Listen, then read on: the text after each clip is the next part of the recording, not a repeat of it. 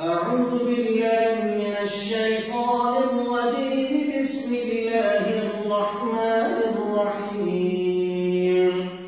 وإذ قال إبراهيم رب اجعل هذا البلد آمنا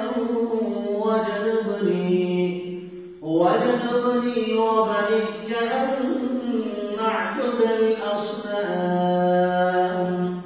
رب إنهن أضللن كثيرا من الناس فمن تبعني فإنه مني ومن عصاني فإنك غفور رحيم. ربنا إني أسكنت من ذريتي بواد غير ذي زرع عند بيتك المحرم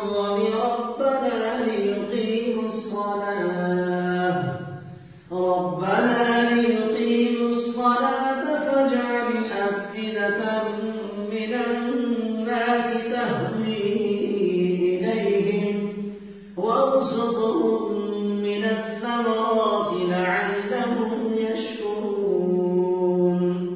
ربنا إنك تعلم ما نخفي وما نعلن وما يخفى على الله من شيء في الأرض ولا في السماء.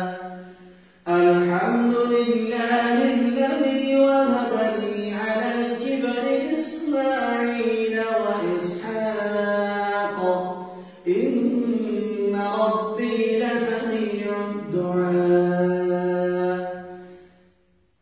رب اجعلني مقيم الصلاة ومن ذريتي ربنا وتقبل دعاء.